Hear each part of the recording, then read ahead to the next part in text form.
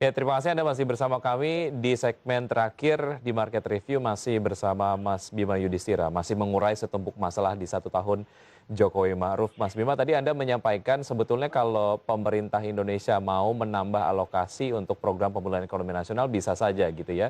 Ada lembaga yang sebetulnya secara alokasi anggaran cukup gemuk dan bisa direalokasi atau mungkin bahkan keberadaan dari lembaga tersebut bisa dibubarkan. Mungkin Anda bisa menyampaikan contohnya lembaga mana yang menurut Anda kayaknya kurang efektif keberadaannya?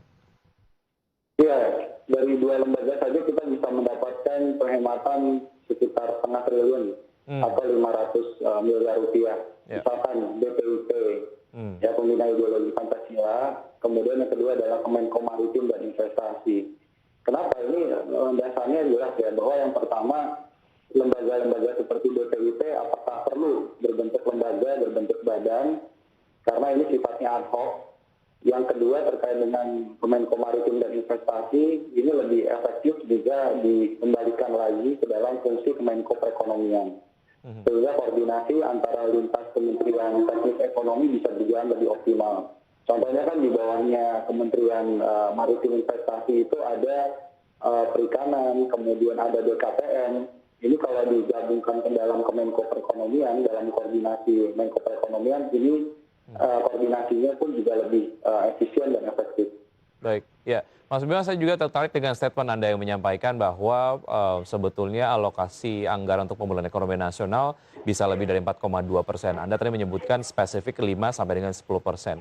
Apakah ini juga menjamin serapan dari anggaran PEN sendiri akan lebih efektif? Karena alokasi 4,2% saja kita kerepotan untuk ngabisin duitnya gitu ya. Apalagi alokasinya ditambah. Analisa Anda seperti apa? Ya, ini ada dua hal yang berbeda. Yang pertama, kita memang mengharapkan adanya kenaikan stimulus. Karena ada beberapa stimulus yang ternyata realisasinya cepat. Misalkan stimulus-stimulus terkait dengan perlindungan sosial, stimulus terkait dengan bantuan produktif kepada UMKM, kita lihat. Nah, ini yang perlu di-upgrade atau perlu di-top up. Sementara untuk stimulus-stimulus yang lambat dicairkan, misalkan insentif pajak, kemudian juga ada insentif untuk kematian tenaga medis. Mhm. Nah, ini kuncinya ada pada birokrasi teknisnya. Jadi jangan menganggap bahwa situasi sekarang ini adalah situasi yang biasa.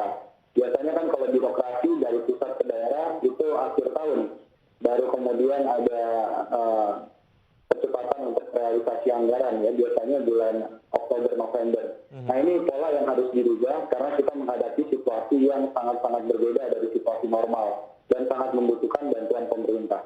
Baik.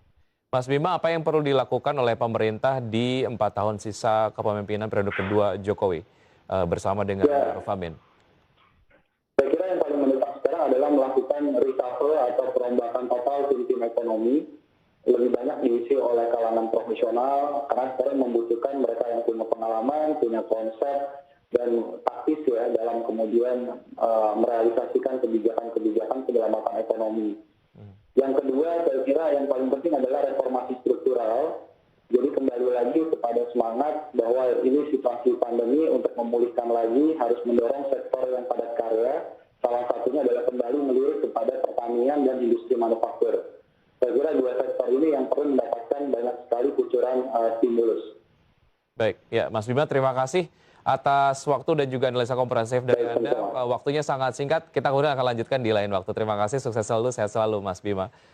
Baik. Ya, baik pemirsa, sudah 1 jam saya menemani Anda dalam program Market Review. Semoga pembahasan tersebut dapat menjadi referensi dan sumber informasi untuk Anda di masa pandemi ini. Tetap ingat pesan Ibu, jaga protokol kesehatan dengan tetap memakai masker, menjaga jarak dan jauhi kerumunan, serta mencuci tangan dengan sabun di air yang mengalir. Tetap perbarui informasi Anda hanya di IDX Channel, your trustworthy economic business and capital market channel. Saya Wiki Adrian. Sampai jumpa.